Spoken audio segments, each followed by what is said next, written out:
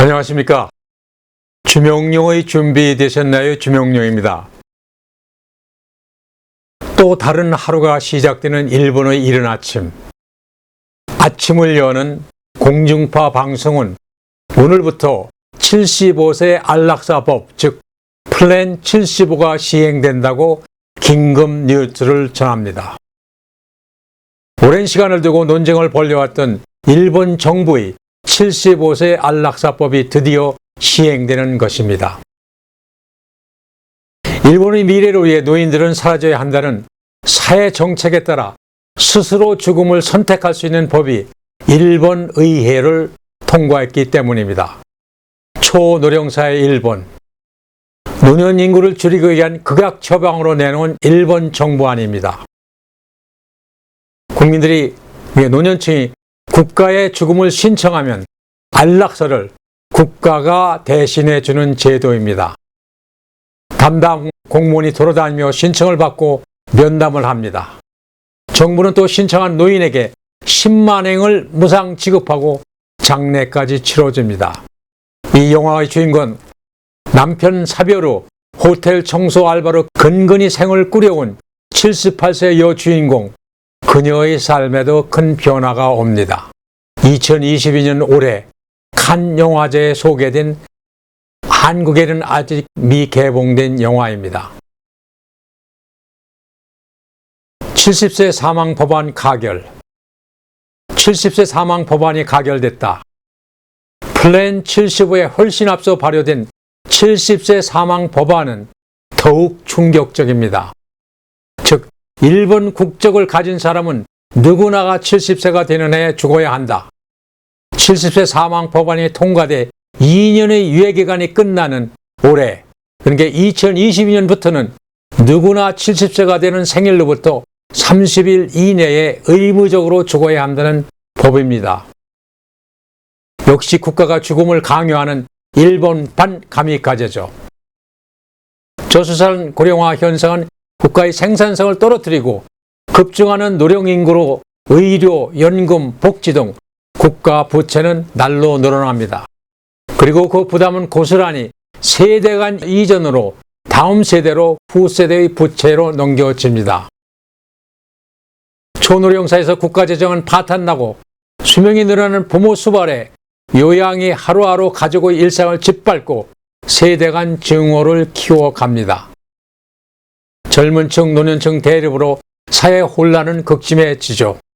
이런 사회적 악순환을 해결해낼 유일한 방법이 70세 사망 법안이란 일본 정부의 선택이었습니다.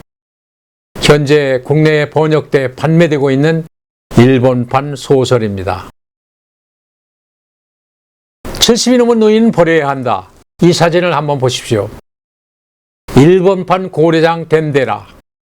한방눈이 눈앞을 가리는 깊은 산속을 70이 넘은 모친을 지게에 얹고 버리러 가는 일본판 고래장 영화 덴데라의 첫 장면입니다.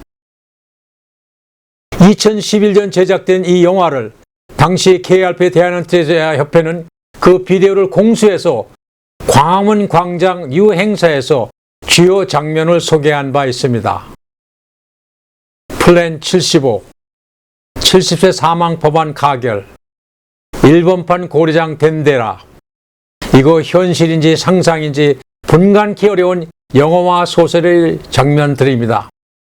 이 모든 게 영화이고 소설이기 망정입니다. 사회 현상을 직시하는 일본의 작가, 감독이 일본의 노령화 현상을 여실히 아주 예리하게 파헤쳐 보여주고 있습니다. 2005년 9월 KRP 대한은퇴자협회는 노령화 현상의 경종을 울리고자 나이 먹은 게 죄인가 하는 모의 풍자곡을 준비해 극장에 올린 경험이 있습니다. 그러니까 17년 전 노령화에 대한 인식이 아주 미비했던 시절이라 언론이 흥미를 갖고 대대적으로 보도를 해줬고, 그로 인해 정부의 각종 노령화 관련 사회제도 개선에 공헌했다고 자부합니다. 2017년 말 노령사회에 접어든 우리 사회는 이미 늙은 사회입니다. 노령화 사회를 표기하는 영어의 에이징 소사이어티에서 진행형인 ing가 떨어져 나가고 이제 과거로 바뀐 에이지드 소사이어티로 변했습니다. 이제 3년 후인 2025년 초노령사회로 바뀝니다. 이는 대한민국 전체 인구의 21%가 65세라는 끔찍한 얘기입니다. 참고로 노령화, 노령사회를 얘기할 때 학자들은 고령사회라는 단어를 씁니다. 정부도 그렇고 언론도 그렇습니다. 초기 사회복지 학자들이 주로 일본에서 공부했기 때문에 그렇다고 추측하고 있습니다. 에이징, 표기는 노령화가 맞습니다. 중국은 에이징 관련 용어를 노령화로 표기합니다. 중국에도 은퇴자 협회가 있는데 노령협회라고 합니다. 우리나라 인구 추계를 보면 2025년 초노령 사회로 들어서는 한국 사회는 20년 후인 2045년 65세 인구가 37%를 차지하는 노년공화국이 됩니다. 그리고 2060년에는 65세 인구가 44%로 일본을 앞서는 세계 최대 노년공화국이 됩니다.